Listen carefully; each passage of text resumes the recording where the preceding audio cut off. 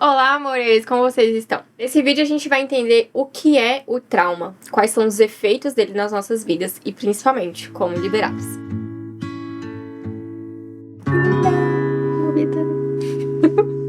Se essa é a sua primeira vez no canal, seja muito bem-vinda. Eu me chamo Camila Chamon. Aqui você vai entender como sair da dependência e ir para autonomia emocional, como sair do trauma e ir para autorregulação. Então já se inscreve no canal, ativa o sininho para não perder nenhum vídeo e vamos lá. Bom, é muito importante que a gente entenda nesse caminho de autorregulação, de autonomia, é muito interessante que a gente entenda o que é o trauma, quais são os efeitos deles nas nossas vidas e como que a gente faz para liberar. Tem muita gente que não sabe, né? Mas, por exemplo, esses efeitos que a gente tem de ansiedade ou de depressão, apatia, desconexão com nós mesmos, pânico, isso tem muito a ver com traumas das nossas vidas que não foram olhados, né? Que não foram resolvidos. Mas antes da gente entrar nesse aspecto dos efeitos, né? Desse trauma nas nossas vidas e como a gente libera, eu acho muito importante que você entenda o que é o trauma. A partir do momento que você consegue compreender o que é o trauma e como ele surge, você consegue fazer o caminho de volta, certo? Então, entendendo como que o trauma acontece, a gente consegue fazer o caminho de volta para entender como que a gente desfaz esse trauma. Então, mais importante do que você ficar aí se lamentando e se julgando, né? Se auto-chicoteando por estar sentindo depressão na sua vida hoje, ou por estar sentindo ansiedade, eu te convido a tomar a sua vida nas suas mãos. Compreender como que esse processo funciona, como que esse processo inicia. E a partir daqui, a gente vai entender como que ele se dissolve, certo? Então, vamos lá. Primeira coisa que você precisa entender a respeito do trauma. A gente vai falar aqui sobre uma divisão do cérebro trino de Paul MacLean. Então, Paul MacLean desenvolve essa teoria onde ele explica que nosso cérebro se divide basicamente em 3 partes. O cérebro neocórtex, que é mais responsável ali pela nossa cognição, pelo nosso racional, pela nossa fala, comunicação. Todos os nossos pensamentos, historinhas que a gente cria na nossa cabeça, eles têm relação com esse neocórtex. O segundo cérebro é o cérebro límbico, né? Que é o responsável pelas nossas emoções. É muito importante, inclusive, né? Que a gente esteja atento às nossas emoções. Raiva, medo, alegria, tristeza, nojo, surpresa, tudo isso diz respeito à família das emoções. E dentro dessa família das emoções, é claro que existem gradações, né? Por exemplo, ali na família do medo, a gente vai desde uma ansiedade, uma coisa bem pequenininha, até chegar a um extremo de um pânico, de um medo, de um pavor. Então é interessante entender que nessas famílias das emoções também existem gradações nisso. O terceiro cérebro é o cérebro que a gente chama de reptiliano. Basicamente, o cérebro reptiliano é o nosso cérebro mais ancestral e ele é o que a gente chama de sistema nervoso autônomo, SNA. Esse sistema nervoso autônomo, veja só o nome, autônomo, né, diz respeito a algo que acontece de forma involuntária. Então, ele é responsável pelas nossas funções que a gente não tem controle, digamos assim, que a gente não tem governo sobre elas. Então, respiração, sistema recirculatório, batimentos cardíacos, sistema digestivo, tudo isso diz respeito ao sistema nervoso autônomo. Então, simplesmente você não pode falar pro seu coração: ei, coração, para de bater. Ele não vai te obedecer, né? Eu consigo. Temos mágicos aqui no set de gravações, senhoras e senhores. Se você falar simplesmente ali pro coração, para de bater, ele não vai parar de bater. Ou tenta falar, né, pro seu sistema circulatório: ei, sangue, para de circular nas veias. Não vai parar. Então, todo esse sistema nervoso autônomo, ele funciona independente das nossas vontades, ele é involuntário. Uma das coisas mais importantes aqui é: qual é a linguagem do cérebro reptiliano? São as sensações corporais. E aqui é importante você entender que o trauma, ele fica armazenado não apenas na nossa mente, neocórtex, não apenas nas nossas emoções, mas principalmente no nosso corpo. Ele fica somatizado no nosso corpo. É por isso que muitas vezes você pode estar num trabalho de psicoterapia, por exemplo, de psicanálise, há anos, e ainda assim você percebe traumas bloqueando a sua vida, coisas que você não consegue sair do lugar. É claro que o trabalho da psicoterapia, da psicanálise, é muito importante, né? Agora, é importante também que a gente tenha um trabalho complementar que vai olhar para o corpo, que vai olhar para as sensações corporais. Porque esses traumas, em um nível mais profundo, eles ficam alojados justamente no nosso corpo, ok? Vencida essa etapa aqui do cérebro trino, eu preciso que você entenda agora qual é a divisão básica do nosso sistema nervoso autônomo. Isso vai ser importante para você entender como que o trauma acontece. Por que eu tô falando a divisão básica a divisão básica ou clássica do sistema nervoso autônomo, porque lá na frente você vai entender que é descoberto um novo subsistema nesse sistema nervoso autônomo. Mas calma lá, até a gente chegar lá a gente vai ver a divisão básica primeiro, ok? Divisão clássica do sistema nervoso autônomo. Sistema nervoso autônomo simpático e sistema nervoso autônomo parasimpático. Ok? O simpático, ele vai ser responsável sempre que eu preciso ativar, que eu preciso de movimento. Então, eu preciso andar, eu preciso correr, eu preciso lutar, eu preciso fugir, eu preciso pegar um copo de água, beber, levantar da cama. Tudo isso diz respeito ao meu simpático. Eu preciso de ativação, de movimento. E aqui é importante que você não olhe para o sistema simpático como um grande vilão na história. É muito importante que a gente consiga levantar da cama, ter energia para se movimentar na vida, certo? O parasimpático, por sua vez, ele vai lidar com relaxamento. Então, toda vez que eu preciso descansar, relaxar, aliviar, eu tô falando aqui do meu sistema parasimpático. Basicamente, os dois funcionam de forma antagônica, ou seja, enquanto o meu simpático acelera o batimento cardíaco, acelera a minha respiração, o parasimpático diminui o batimento cardíaco, diminui a respiração. Então, fazendo uma analogia com um carro, é como se o simpático fosse o acelerador e o parasimpático fosse o freio. Então, enquanto um acelera, né, o meu parasimpático vai freando. Então, só para que você entenda, quando a gente está em alguma situação que o nosso corpo reconhece que existe perigo, o nosso sistema simpático, ele vai subir, ele vai ativar. Então, vamos supor que, sei lá, você tá andando na rua à noite e você vê uma pessoa desconhecida vindo das sombras lá do outro lado da rua. E aí o seu corpo, né, já ativou ali, entendendo que aquilo dali é um perigo. Quando o corpo entende uma situação de perigo, o nosso sistema simpático, ele começa a subir. Lembra que o simpático é o responsável por ativação, por nos dar energia. Então, esse simpático vai subindo por quê? O batimento cardíaco vai acelerando, a circulação sanguínea vai acelerando, vai chegando mais sangue dos nossos músculos para que aquilo nos permita ter forças ou para lutar ou para fugir, sair correndo, né? No meu caso, se eu ver uma pessoa desconhecida no meio da rua à noite, o que eu vou querer fazer vai ser sair correndo o máximo possível dali e não lutar com outra pessoa. Mas isso vai depender da característica de cada um, entende? Se nessa situação eu reconheci o perigo, aí de repente a pessoa, virou a esquina e foi embora. Ufa, o perigo foi embora. Uma vez que eu percebo que o perigo foi embora, o normal é que esse meu sistema simpático, ele comece a descer, começa a descarregar. E aqui o meu parasimpático vai ajudar de que maneira? À medida que o meu simpático tá descendo, né, o meu parasimpático vai subindo. Ou seja, à medida que eu vou relaxando, os meus batimentos cardíacos vão desacelerando, a minha circulação vai diminuindo, a minha respiração também vai se acalmando, ou seja, significa que o meu parasimpático está atuando enquanto o meu simpático está descendo. É normal, inclusive, a gente ter umas tremedeiras, assim, o corpo vibrar um pouco, tremer um pouco, assim que a gente passa por situações muito tensas. Essas vibrações do corpo é uma própria maneira do próprio corpo estar liberando aquela tensão que aconteceu. Um sistema regulado emocionalmente, com o seu estado fisiológico regulado, isso daqui acontece de uma maneira natural. Então, o simpático sobe e desce, ok? Isso é o normal de se acontecer. Agora, o que acontece numa situação de trauma?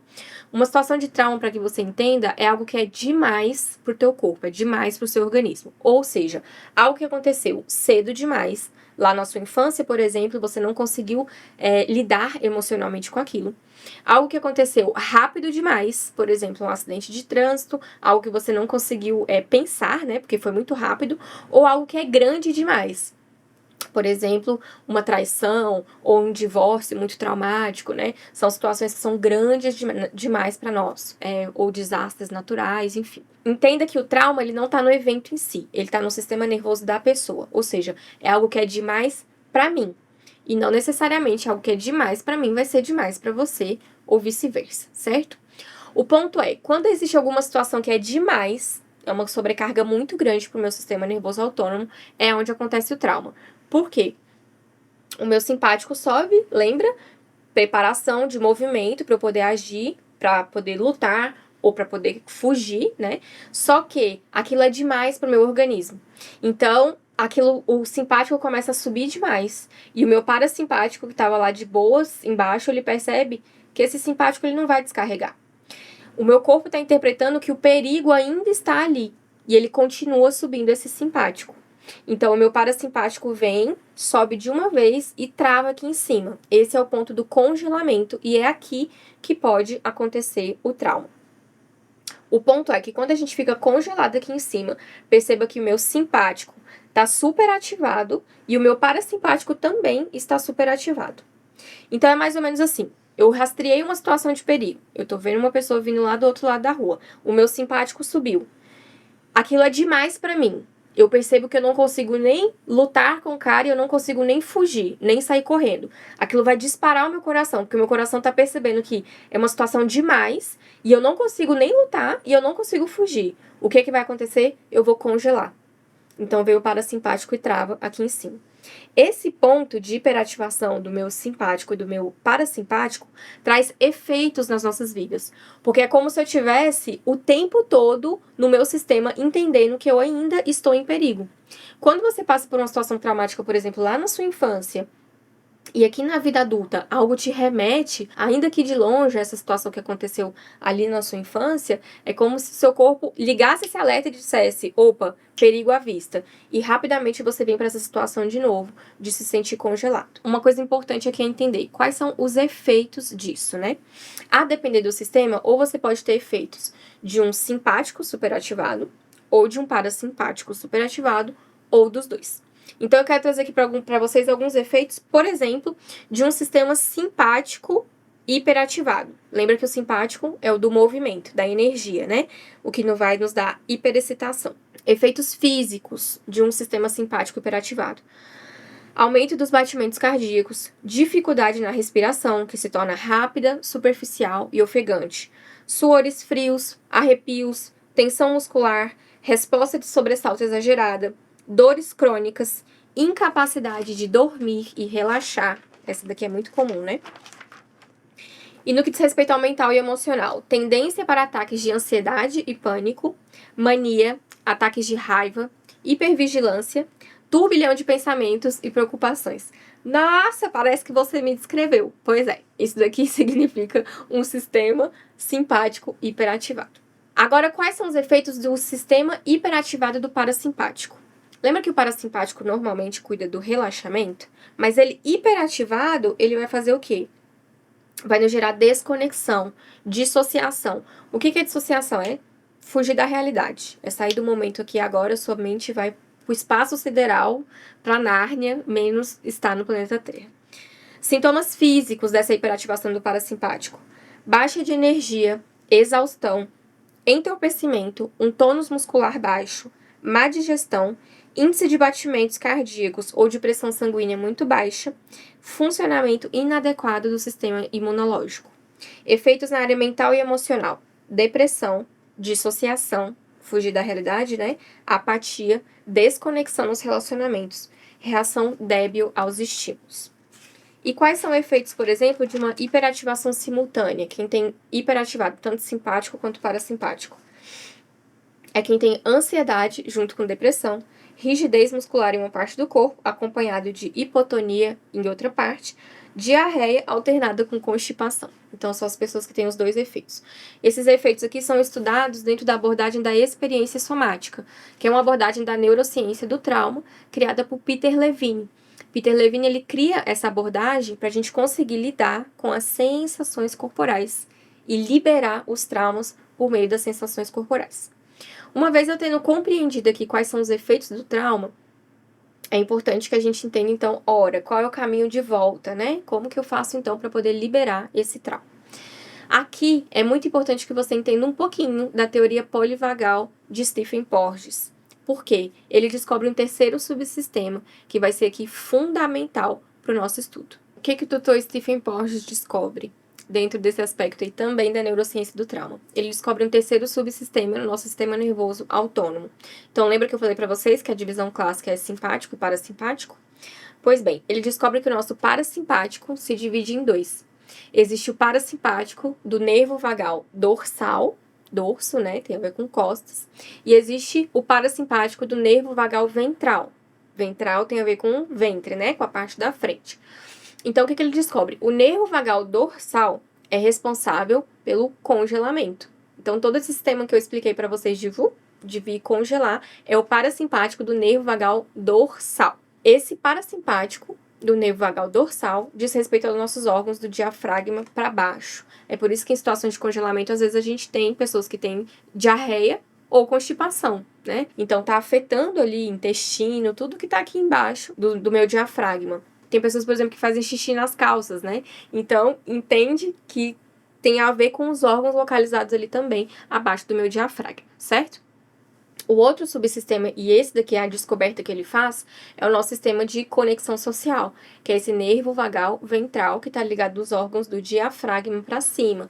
Então, tá ligado ao coração, batimentos cardíacos aqui, né, pulmões, respiração, faringe, laringe, músculos da face, né, do rosto, ouvido médio. Então, todos esses órgãos aqui do diafragma para cima, eles estão ligados a esse sistema de conexão social, que é o nosso sistema que vai nos auxiliar tanto a nos corregularmos uns com os outros, também vai nos auxiliar na nossa autorregulação, ou seja, na nossa capacidade de se autorregular emocionalmente e fisiologicamente. Agora, por que eu tô te explicando isso? Lembra que lá no trauma, como que o trauma aconteceu? Não foi aqui no congelamento? Não ficou travado simpático e parasimpático? E eu falei pra vocês que em situações normais, esse simpático descarrega. Quando tá no trauma e tá travado, o que a gente vai precisar fazer? Descongelar. E qual é a forma da gente descongelar o que tá aqui, de maneira que essa onda possa descer? De maneira que essa onda possa baixar. Bom, existem técnicas específicas, por exemplo, que a gente faz dentro de um consultório, o terapeuta da experiência somática junto com o seu paciente.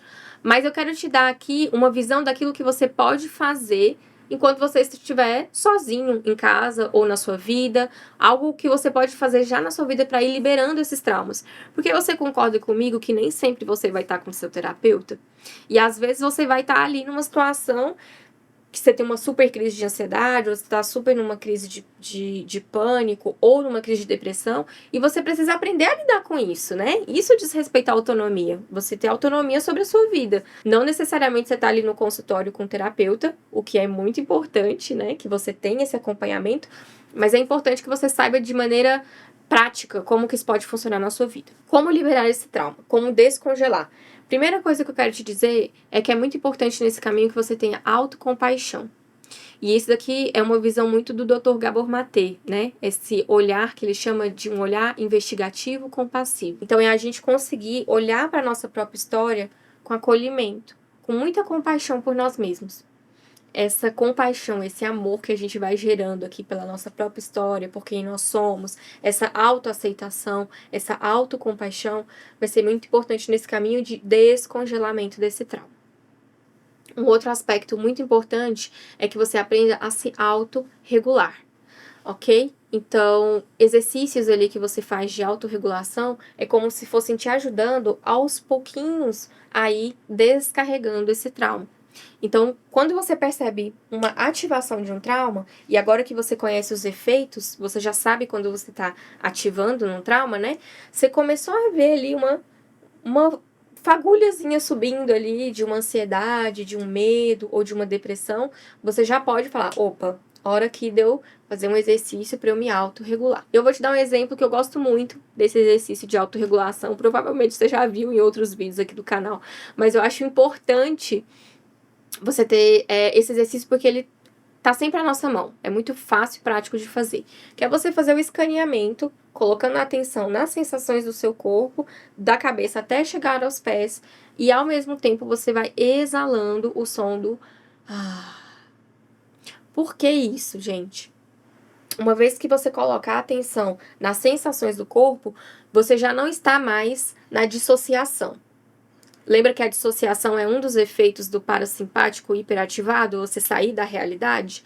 Então, no momento que você coloca o foco nas sensações do seu corpo, você volta para o presente, você volta para o aqui e agora. Então, isso já é um antídoto para essa dissociação.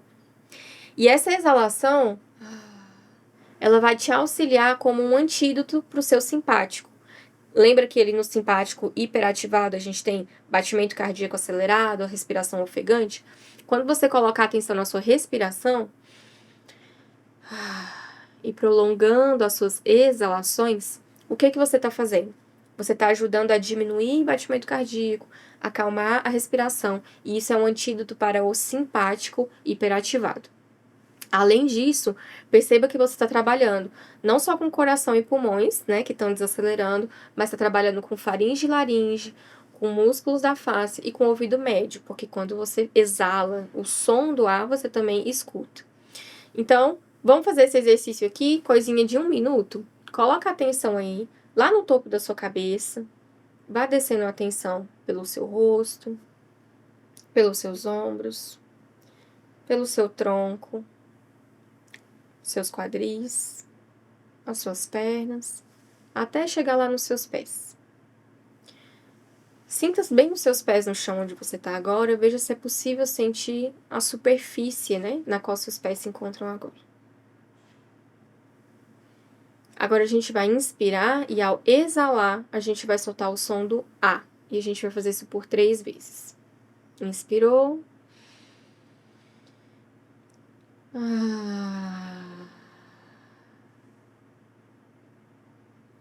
Enquanto você exala, faça esse escaneamento, levando a sua atenção do topo da cabeça até chegar aos pés. Mais uma vez, inspirou.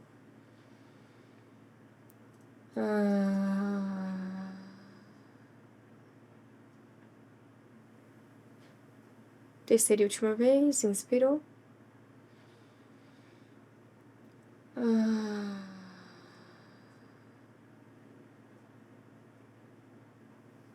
E ao final do exercício, você fica com as sensações que surgem no seu corpo, saboreando esse relaxamento que vem por meio desse exercício. Então, esse é o exercício, por exemplo, de autorregulação, que você pode fazer várias vezes ao longo do seu dia. Inclusive, toda vez que você perceber que você está reativando algum trauma, ok? O outro ponto muito importante aqui é a gente falar sobre corregulação. Uma das coisas mais importantes que Stephen Porges faz nessa descoberta desse terceiro subsistema é que esse nosso sistema de conexão social, que está associado à nossa regulação do nosso estado fisiológico, como que ele se ativa? Ele se ativa com outro mamífero. Esse é um sistema exclusivo dos mamíferos. Então, isso, enquanto nós, seres humanos, por exemplo, né? Quando a gente é bebezinho, tá em conexão lá com a nossa mãe, a gente aprende a se corregular com a nossa mãe. Então, a gente não nasce sabendo se autorregular, digamos assim. A gente aprende com a conexão com a nossa mãe. Ali a gente vai estabelecendo uma corregulação, aonde a minha mãe, autorregulada, me ensina a me autorregular. E veja que essa autorregulação, ela não é por meio de fala, né? Ela vai falar assim, ei, bebê, você vai fazer assim com o seu batimento cardíaco, você vai fazer assim com a sua respiração. Não. O corpo dela é que ensina, de uma maneira involuntária, o corpo do bebê a se autorregular. Isso Stephen Porges chama de neurocepção. É uma nossa capacidade do nosso sistema nervoso autônomo assimilar, de uma maneira involuntária, com outro mamífero, como que eu faço para me autorregular. Ai, sim, minha mãe tava super doida lá na minha infância, tava uma bagunceira só na cabeça dela. É muito provável que você não tenha aprendido a se autorregular de uma maneira saudável. Então você vai precisar fazer isso agora que você é uma adulta, é um adulto responsável pela sua vida. Não só aprender a se autorregular, mas é importante que você esteja, por exemplo, inserido em grupos no qual você se sinta segura. Isso vai te ajudar a se corregular naquele ambiente. É importante, se você for fazer terapia, procurar um terapeuta com a qual você se conecte, com a qual você se sinta em paz, com a qual você se sinta segurança. Porque também o seu terapeuta autorregulado vai te ensinar essa corregulação, de maneira que você também vai se autorregulando. Ou seja, estar em ambientes onde você se sinta segura, estar com um professor, um mentor, uma mentora ou um terapeuta com a qual você se sinta essa segurança, também vai te auxiliar nessa corregulação, ok? Então, essa daqui é a nossa explicação sobre o que é o trauma, quais são os seus efeitos, né? E como que a gente faz para liberar esse trauma nas nossas vidas. Eu tenho um artigo científico, né, escrito a respeito também sobre isso, explicando exatamente aqui, né, o que é o trauma, os efeitos, como liberar. Então, se você tem curiosidade, você pode também ler esse artigo, onde a gente explica isso de uma maneira mais detalhada, mais esmiuçada. Se você gostou desse vídeo, você acha que ele foi importante para sua vida, deixa aqui o seu curtir, compartilha esse vídeo, né, com alguma pessoa que esteja precisando nesse momento, se inscreva no canal e a gente se vê no nosso próximo vídeo. Até